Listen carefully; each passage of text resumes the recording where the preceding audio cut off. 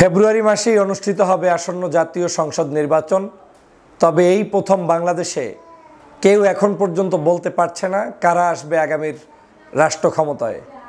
যদিও রাজনীতির অঙ্গনে অন্যতম একটি দল হিসেবে বাংলাদেশে প্রায় 16 বছর পর্যন্ত জুলুম নির্যাতন অত্যাচার করে ক্ষমতায় ছিল আওয়ামী লীগ। আওয়ামী লীগের বিদায়ের কারণেই বাংলাদেশের এখন নতুন রাজনীতি একটি ধোঁয়াশার মধ্যে পড়েছে।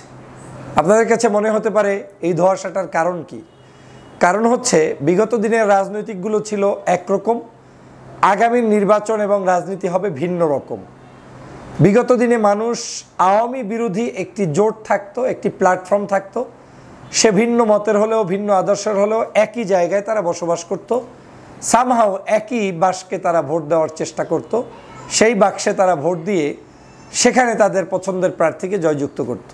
তথা একদিকে আওয়ামীপন্থী মানুষ এবং আওয়ামী লীগের সাথে বাংলাদেশের বামপন্থী কিছু রাজনৈতিক দল, অন্যদিকে ডানপন্থী রাজনৈতিক দল প্লাস বিএনপির একটি সম্মিলিত গ্রুপ ছিল।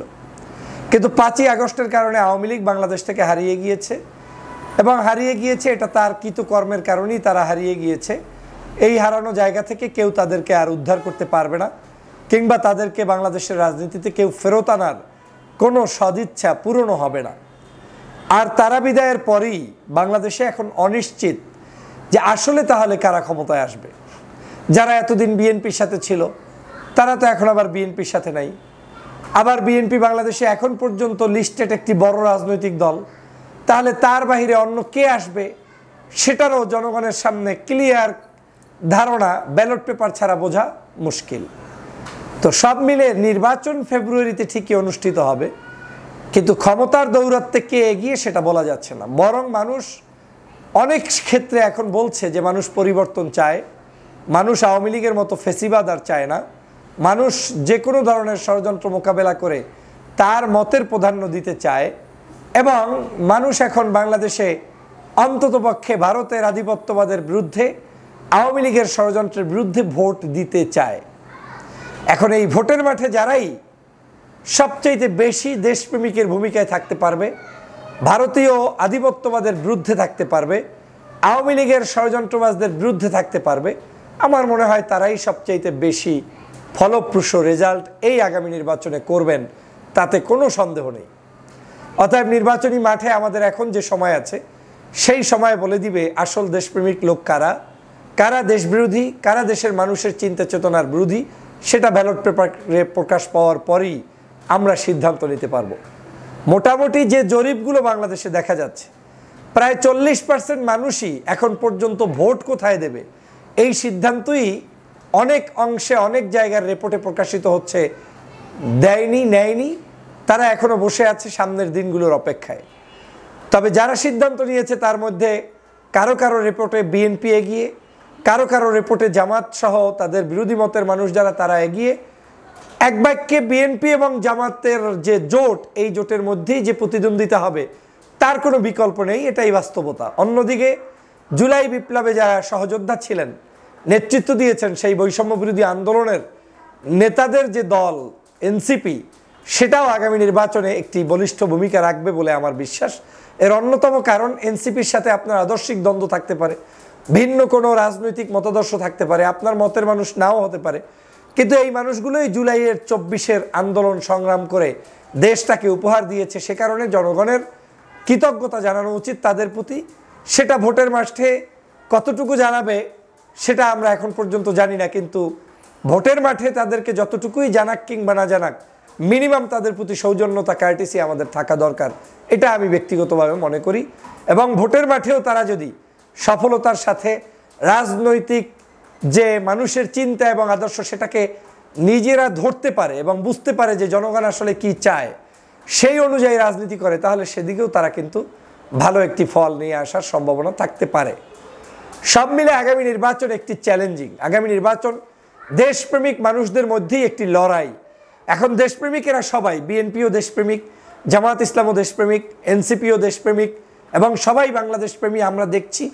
কিন্তু এর মধ্যে যে বেশি দেশপ্রেমিক, যারা সত্যিকারই বাংলাদেশের জন্য আগামীর বাংলাদেশকে বিলং করে তারা এই কাজকে এগিয়ে নিয়ে যাবে, এ দেশকে যারা রক্ষা করার জন্য জীবন দিতে প্রস্তুত, তাদের প্রতি কিন্তু মানুষ বেশি আকৃষ্ট হবে। সংগ্রামী ভাইরা, আপনারা জানেন যে আগামী নির্বাচন নিয়ে সন্দেহের কিন্তু শেষ নেই, কিন্তু আমি বারবার বলছি নির্বাচন হয়ে যাবে এবং ফেব্রুয়ারিতেই হবে। তবে নির্বাচনের আগে বেশ কিছু প্যাটার্ন চেঞ্জ হবে। লিখে রাখেন, এমনও হতে পারে আগামী নির্বাচনের আগে এই যে সরকার আছে, অন্তর্বর্তীকালীন সরকার, আদৌ এই সরকারের নিশানা থাকবে না। তারা নিজেরাই এই সরকারের পরিবর্তন করে একটি খণ্ডকালীন নির্বাচনকালীন সরকার দিয়ে বসতে পারে। এবং সেই নির্বাচনকালীন সরকার কর্তার অনেকগুলো কারণ হচ্ছে, তার মধ্যে অন্যতম হচ্ছে এই সরকারের মধ্যে কিছু উপদেষ্টা আছে যারা নিজেরাই নির্বাচনে অংশগ্রহণ করতে চায়। তাহলে তাদেরকে জায়েজ করতে হলেই এই সরকারের অধীনে নির্বাচন হবে না, ভিন্ন কোনো প্যাটার্নে নতুন আবার নির্বাচনকালীন সরকার হবে। সেই সরকারের অধীনেই কিন্তু তারাও নির্বাচনে অংশগ্রহণ করতে পারবে এবং তখন তারা পদত্যাগ করবে। পাশাপাশি এটাও হতে পারে যে ডক্টর মোহাম্মদ ইউনূস সাহেব তিনিও পদত্যাগ করতে পারেন, কিন্তু তিনি পদত্যাগ করে কি চলে যাবেন, বিদায় নেবেন না। যদি এমনও সম্ভাবনা থাকে, উড়িয়ে দেওয়ার নেই, তাকে একেবারে শেষ মুহূর্তে এসে যখন নির্বাচনকালীন সরকার হবে সেই সময় তিনি প্রধান উপদেষ্টার পদ থেকে পদত্যাগ করে প্রেসিডেন্টের জায়গায়ও চাইলে বসতে পারেন, সম্ভাবনা আছে, উড়িয়ে দেওয়ার সুযোগ নেই। এবং নতুন উপদেষ্টা মণ্ডলী 3 মাসের জন্য গঠন করে তাদের মাধ্যমে একটি নির্বাচন উঠিয়ে নেওয়ার সম্ভাবনাও কিন্তু রয়েছে। যে কারণে অনেকেই বলছেন এখন যে ইউনূস সাহেব হয়তো থাকবে না, অন্তর্বর্তীকালীন সরকার হয়তো থাকবে না, নির্বাচনকালীন সরকারের অধীনে হবে। কিন্তু এটা ভাবার কোনো সুযোগ নেই যে নির্বাচনকালীন সরকারটা আপনার আমার মতের বাহিরে ভিন্ন কিছু হবে না, সেই সুযোগ আর নেই। যাই হবে ডক্টর মোহাম্মদ ইউনূস সাহেব সহ অন্তর্বর্তীকালীন সরকারে যারা আছে তাদের মতামত এবং রাজনৈতিক দলগুলোর মতামতের ভিত্তিতেই হবে। কারণ বাংলাদেশের বর্তমান পরিস্থিতিতে আওয়ামী লীগ যেভাবে বিভিন্ন মিথ্যাচার করছে, আপনাদের বিরুদ্ধে আমাদের বিরুদ্ধে অনৈক্যের বীজ বপন করা তৈরি করেছে, সেই অনৈক্যের বীজকে কিন্তু আমাদেরকেই রুখে দিতে হবে।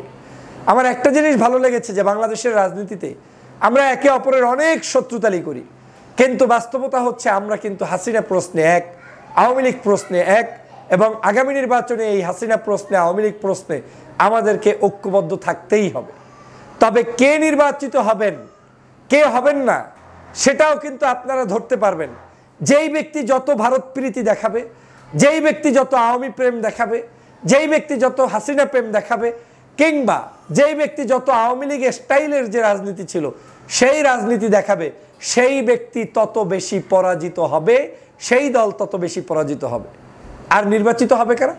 যাদের মধ্যে ইসলামী মূল্যবোধের প্রেম আছে, যাদের মধ্যে ধর্মীয় মূল্যবোধের প্রতি ভালোবাসা আছে, যাদের মধ্যে আলেম ওলামা ইসলামিক রাজনৈতিক দলগুলোর প্রতি ঘৃণা নাই, যাদের মধ্যে বাংলাদেশের বৈষম্য বিরোধী আন্দোলনের সেই সময়ের নেতাদের উপরে বিরাগভাজন নাই, যারা দেশপ্রেমিক নাগরিকদেরকে আগেও সম্মান করেছে, এখনও করবে, ভবিষ্যতেও করবে, যারা বাংলাদেশের ইউনিটি কনসেপ্টের পক্ষে, যারা বাংলাদেশের ধর্মভিত্তিক মানুষদেরকে সম্মানের পক্ষে, দলমত নির্বিশেষে একটি সুন্দর দেশ গড়ার পক্ষে, চুরি ডাকাতি সন্ত্রাস চাঁদাবাজ দুর্নীতির বিরুদ্ধে, এই মানুষরাই আগামী রাজনীতিতে নির্বাচিত হবে। তবে উল্লেখযোগ্য সংখ্যক মানুষ এবারের নির্বাচনই দেখবেন স্বতন্ত্র কিংবা ভিন্ন আদর্শ থেকে উঠে আসবে, যাদের মার্কা হয়তো আপনাদের কাছে খুবই নগণ্য কিংবা ছোট মনে হয়েছে। কারণ আগামী নির্বাচনটা একক কোনো বড় রাজনৈতিক দলের পক্ষে আধিপত্য বিস্তার করে জয়যুক্ত হওয়ার কোনো সুযোগ নেই। বিদ্যমান বর্তমান পরিস্থিতিও যদি বহাল থাকে তাতেও সুযোগ নেই। তাছাড়া সংস্কার হলে কিংবা পিআর পদ্ধতি আসলে কিংবা আরও কিছু হলে তাহলে তো চিত্র ভিন্নভাবে প্রতিষ্ঠিত হতে পারে। সে কারণেই বলছি আমাদের এই নির্বাচনটা বিগত 53 বছরের নির্বাচনের মধ্যে একটি অন্যতম চ্যালেঞ্জিংয়ের নির্বাচন। এই নির্বাচনে আমাদেরকে সফল হতে হলে একদিকে ঐক্যবদ্ধ যেমন থাকতে হবে, তার বিকল্প নেই, কারণ দেশের স্বার্থে।